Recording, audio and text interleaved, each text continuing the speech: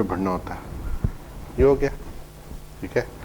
Likewise मुझे पता है कि जो पोल था उसने कम होना है, ठीक है।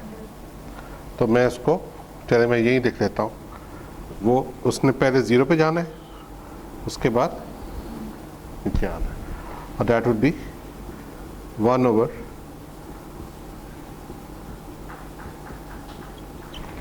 ठीक है। कोई कैलकुलेशन नहीं करनी पड़ी मुझे, सीधा मैंने पोल और 0 देखे कहाँ पड़े हुए और उनको मैंने यूज कर लिया। एनी क्वेश्चन सो फार? अच्छा, जब आप दोनों बना लेंगे ना, अब उनको पॉइंट बाय पॉइंट ऐड करेंगे आप, ठीक है।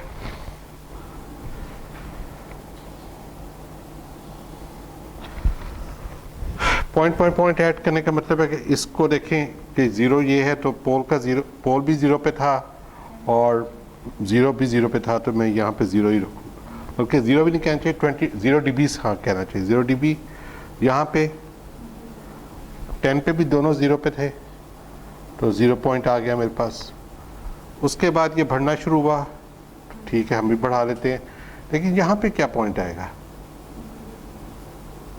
यहाँ पे देखिए ये डिकेड है एक, तो ये 20 dB आएगा, ठीक है। 20 dB का, जी क्या, ठीक है। तो 20 dB का पॉइंट हम बना लेते हैं यहाँ, और हमें पता है कि एक पॉइंट यहाँ आ गया, एक यहाँ आ गया, एक यहाँ आ गया। उसके बाद अब देखें, उसके बाद 100 dB का डिके शुरू हो गया, ये 20 dB का डिके शुरू हो गया, ये 20 dB का राइज है। ये दोनों एक दूसरे को कैंसिल आउट करेंगे, ठीक है। तो कैंसिल आउट करेंगे तो क्या होगा? 0 हो जाएगा क्या? देखें 0 नहीं होगा, अब कोई ना बढ़ेगा ना कम होगा, जो रहा था वो जितना आग बन गया हुआ था उतना ही रहेगा। तो हम कह सकते हैं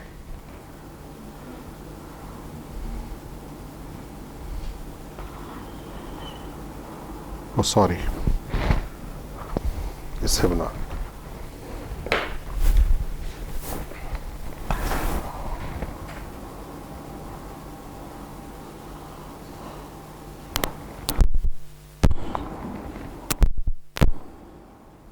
ये स्ट्रेट में आ जाएगा, ठीक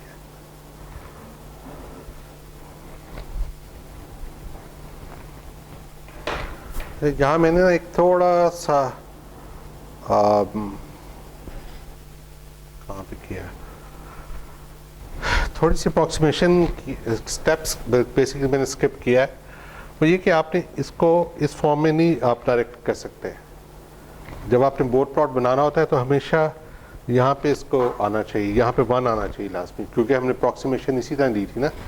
तो बेसिकली आइडियल तरीका ये होगा कि मैं इसको 10 से डिवाइड और मल्टीप्लाई करूँ, ठीक है। 10 डिवाइडेड इंटू j⍵/10 प्लस 10/10, और नीचे 100 इंटू j⍵/100 प्लस 100। तो मेरे पास प्लस यहाँ पे अंदर आ जाएगा 0.1 j⍵ प्लस 1, और नीचे आ जाएगा 0.01 j⍵ प्लस 1।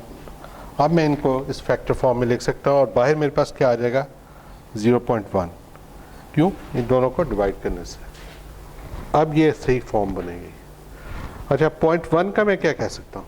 इसका अगर 20 लॉग लूँ तो क्या आएगा?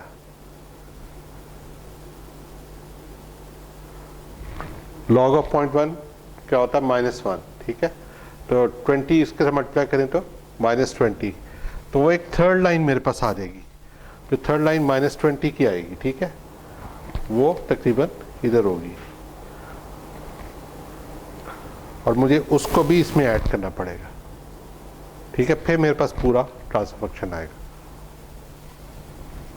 हाँ जी, यहाँ तक कुछ चीज़ नहीं समझ आई? बाकी सब कुछ वही रहेगा, सारा का सारा नीचे आ जाएगा -20 में, ठीक है।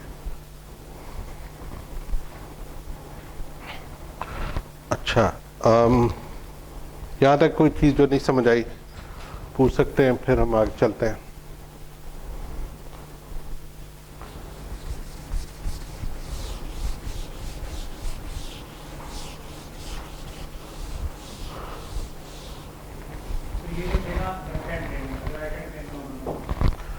राइट हैंड प्लेन में होंगे तो फिर आप फ्रिक्वेंसी रिस्पांस प्लॉट ही नहीं करेंगे ना, क्योंकि ये तो जो स्टेबल सिस्टम होता है उन्हीं के लिए हो सकता है, ठीक है, उसमें आप करते ही नहीं है। लेकिन आपके पास जीरो राइट ऑफ प्लेन में हो सकता है, तब आपका नॉन मिनिमम फेज सिस्टम आ जाएगा, ठीक है। लेकिन नॉन मिनिमम फेज सिस्टम के लिए भी आप बेसिकली जब आप ये करेंगे ना, तो वो बेसिकली उसमें ये होता ही है कि चूँकि यहाँ माइनस आ जाएगा, ठीक है, जब माइनस आएगा तो फिर बेसिकली आपका जो सिस्टम है ना, वो बजाय इसके कि उसका ज़ीरो राइज करे, वो भी डिक्रीज़ करता है। ज़ीरो का भी आपका जो ब्रेक पॉइंट के पास लाइन है या एसिम्पटोट है, वो भी नीचे की तरफ जाता है, वो पोल की तरह बिहेव करता है।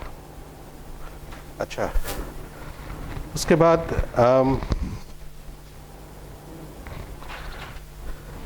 ये हो गया मैग्नीट्यूड।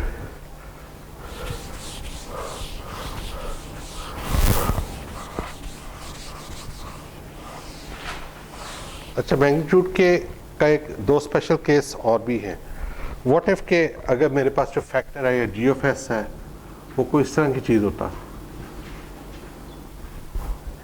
फिर मैं क्या करता? बेसिकली हम ये कह सकते हैं कि now G of G omega is equal to 1 over G omega, ठीक है, और इसके साथ अब जो टॉ मल्टीप्लाई होना था वो सिंपली 1 होगा, तो अब यहाँ पे ब्रेक पॉइंट एक तरह का 1 आ जाएगा, ठीक है। तो मैं इसको इस तरह से बनाऊंगा। अच्छा, बाय द वे इसका एक नाम है, इसको इंटीग्रेटर कहते हैं, और इसका जो पोल है वो 0 पे होता है, ठीक है। अब ज़ीरो फ्रिक्वेंसी बोथ जो बाय द वे ये बोथ प्लॉट हम बना रहे हैं ना, तो इसमें ज़ीरो फ्रिक्वेंसी कहीं नहीं होती, लोएस्ट फ्रिक्वेंसी होती है। तो हम यहाँ पे 1 लेंगे फ्रिक्वेंसी और उसको ब्रेक पॉइंट मानेंगे, ठीक है। उसको ब्रेक पॉइंट मान के उससे आप जो भी अगर इसके साथ कोई चीज़ मल्टीप्लाई हो रही है, लेट्स से कि मैं कहता हूँ ये 10 मल्टीप्लाई हो रहा था, तो उस पर मैं यहाँ 20 log of 10 कितना होता है, तो 20 पे रख के और इसको आगे इसको नीचे ले आऊँगा, ठीक है।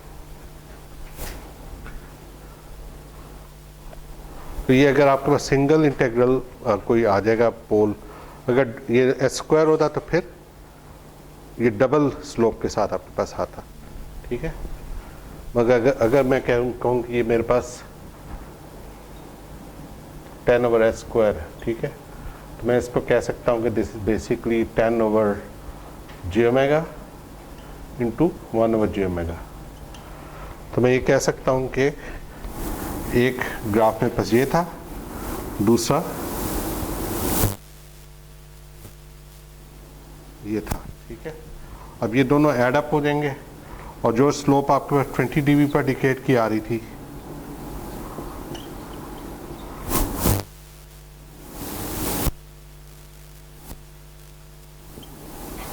तो जब ये ऐड अप होंगे तो मेरे पास जो स्लोप आएगी वो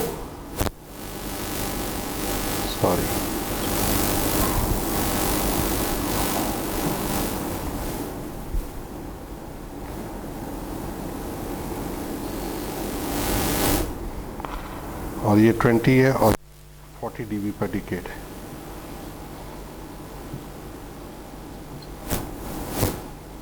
ठीक है। तो स्लोप डबल हो जाएगी, बल्कि ट्रू स्पीकिंग -20 है, ये -40।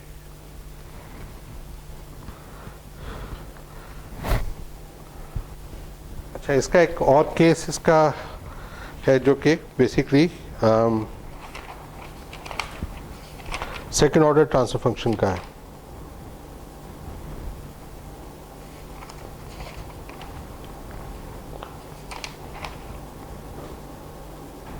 सेकेंड ऑर्डर ट्रांसफर फंक्शन में पता है आपको कि पोल्स कॉम्प्लेक्स भी हो सकते हैं। तो कॉम्प्लेक्स पोल्स होंगे तो क्या करेंगे आप, बेसिकली ब्रेक पॉइंट उसी तरह ही आएगा ठीक है।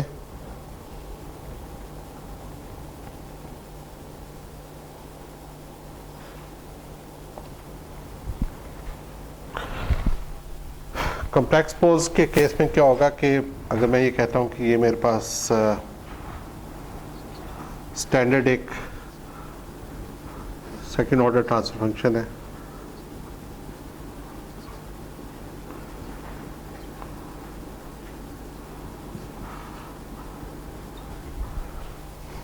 तो अब जो ब्रेक पॉइंट होगा वो ओमेगा एन होगा, ठीक है। और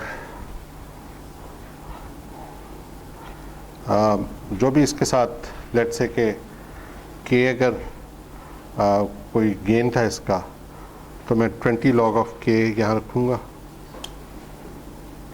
ठीक है। और ब्रेक पॉइंट मेरे पास ओमेगा एन है, और यहाँ तक आके उसके बाद 40 dB पर डिकेड की स्लोप होगी है, ठीक है।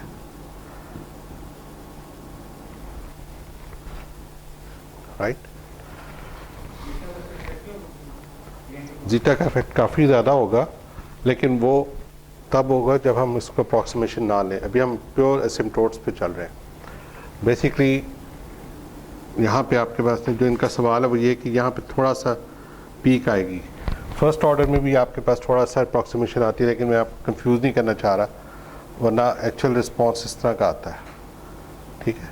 थोड़ा सा कर्व होती है, कोने नहीं होते इसके, लेकिन आपको समझाने के लिए, और approximation is equally good for us, तो हम यहाँ पे इसको स्ट्रेट लाइन्स ले रहे हैं। तो ये तो हो गया सारा मैग्नीट्यूड। How about phase?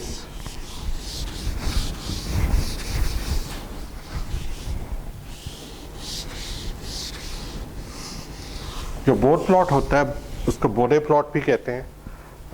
उसमें आपके पास दो प्लॉट्स होते हैं बेसिकली। एक आपके पास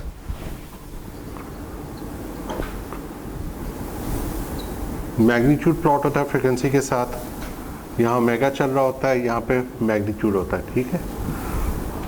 और दूसरा प्लॉट होता है फेज का।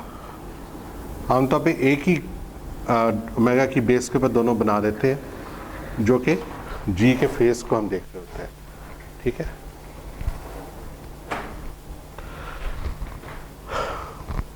अब जो जी का फेज है ये कैसे निकलेगा?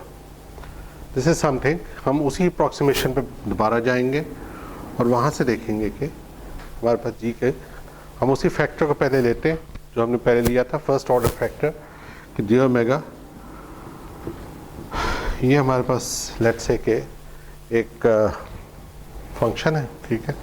मैं कहता हूँ ये मेरा जी ऑफ जी ओमेगा, ऑल्दो इस तरह का हो नहीं सकता, लेकिन हम ज्यूम करते हैं, और मतलब अगर कोई ज़ीरो होता तो वो इस तरह का होता, ठीक है। अब इसमें मैग्नीट्यूड के लिए तो दोनों का आपने मैग्नीट्यूड ले लिया था। फेज कैसे लेते हैं हम? हाँ जी, फेज के लिए क्या करते हैं?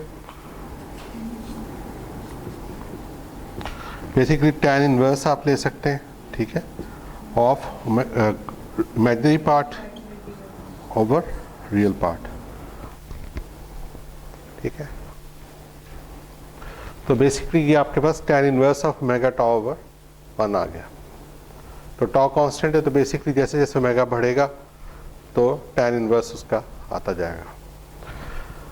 आमतौर पे मैं आपको स्ट्रेट में बता देता हूँ कि अगर मेरे पास ज़ीरो होगा तो उसका फेज कैसा आएगा, और अगर पोल होगा तो, अगर ये ब्रेक पॉइंट है 1 ओवर टाउ, ठीक है,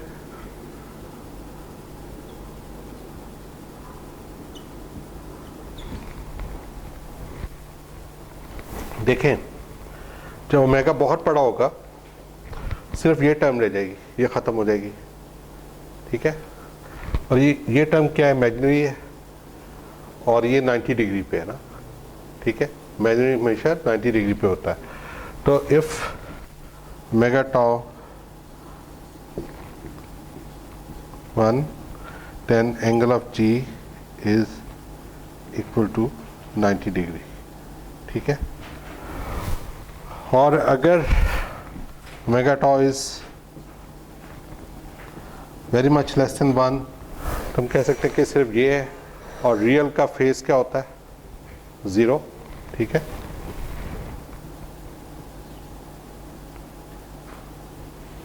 पॉजिटिव रियल का, ठीक है। तो इसका मतलब है कि जब फ्रीक्वेंसी 0 थी तो इसको कहीं 0 पे होना चाहिए था, ठीक है। और जब फ्रीक्वेंसी बढ़ गई है, काफ़ी ज़्यादा हो गई यहाँ पे, तो इसको 90 पे आ जाना चाहिए, ठीक है। दरमियान में क्या होगा? दरमियान में ये ना थोड़ा सा इस तरह कर्व सा इसका बनेगा। कर्व इसका बनता होता है कि ब्रेक पॉइंट पे आप ना तकरीबन 45 पे होते हैं, ठीक है। ये आप कंफर्म भी कर सकते हैं कैलकुलेटर के जरिए। ये हो गया आपका 0। पोल के लिए क्या होता है? पोल के लिए बेसिकली सारा कुछ ऐसे ही होगा, 1/τ आपका ये आ गया, और शुरू में 0, ठीक है, और फिर -90, और ये 45, -45, ये आपके पास पोल का फेज आ गया, ठीक है। अच्छा, जो अच्छी बात है वो ये कि अब हमें कोई लॉग शॉक के चक्कर में पड़ने की जरूरत नहीं है, क्योंकि वैसे ही ऐड होती हैं, फेजेस ऐड भी हो जाती हैं, सब्ट्रैक्ट भी हो जाती हैं। तो बेसिकली अगर पोल और 0 की फेजेस आपको मिल गई है, दोनों को ऐड करेंगे तो आपके पास फाइनल फेज आ जाएगी। हाँ जी, एनी क्वेश्चन? और जब सेकेंड ऑर्डर ट्रांसफॉर्मेशन होगा तो उसमें एग्जैक्टली ये डबल हो जाएगा। पता ये 90 तक जा रहा है तो 180 तक जाएगा, ठीक है, ये भी 180 तक जाएगा, और ब्रेक पॉइंट पे ये 90 पे होंगे।